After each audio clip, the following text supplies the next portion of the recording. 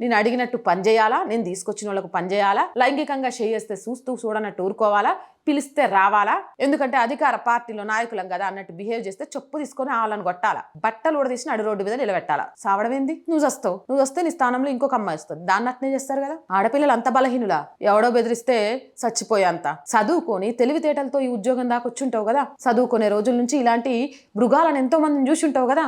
ఎడబోయింది ఆ ధైర్యం? అధికారంలో ఉన్న పార్టీ అయితే ఆడదంటే బొమ్మారా, నిన్ను నీ నాయకుడిని ఓటు అనే దాంతో బొంద పెడతాం ఇలాంటివి చేస్తే, ఖబ్బర్దార్ అని కాలర్ పట్టుకొని ఎంతో మంది అమ్మాయిలకు ఆదర్శంగా నిలబడాల్సిన నువ్వు ఎందుకమ్మా ఆత్మహత్య ప్రయత్నం చేసేది? వరంగల్ జిల్లా నల్లబెల్లి మండలం తహసీల్దార్ కార్యాలయంలో జూనియర్ అసిస్టెంట్ గా విధులు నిర్వహిస్తున్న లకావత్ కల్పన కార్యాలయంలోనే పురుగుల మందు తాగి ఆత్మహత్యాయత్నం చేసింది. ఆసుపత్రికి తరలించారు. కాంగ్రెస్ పార్టీ నాయకుల వేధింపుల కారణంగా ఆత్మహత్య ప్రయత్నం చేసుకున్నట్టుగా తన సూసైడ్ కు కారణం చరణ్ సింగ్, మాజీ ఎంపీటీసీ మేడిపల్లి మాలోత్ మోహన్, పై అధికారులే కారణమని సూసైడ్ లెటర్ లో రాసింది. మాలోతు చరణ్ సింగ్ మానసికంగా లైంగికంగా వేధించాడని కల్పన ఆరోపణ. కాంగ్రెస్ నాయకులకు సంబంధించి మానసికంగా లైంగికంగా వేధించే ప్రయత్నం చేస్తున్నారని మిస్ వరల్డ్ కాంపిటీషన్స్ కు వచ్చిన అమ్మాయి కూడా చెప్పింది. ఆవిడ రాసిన లెటర్ ని కూడా చదివి కూడా వినిపిస్తాను.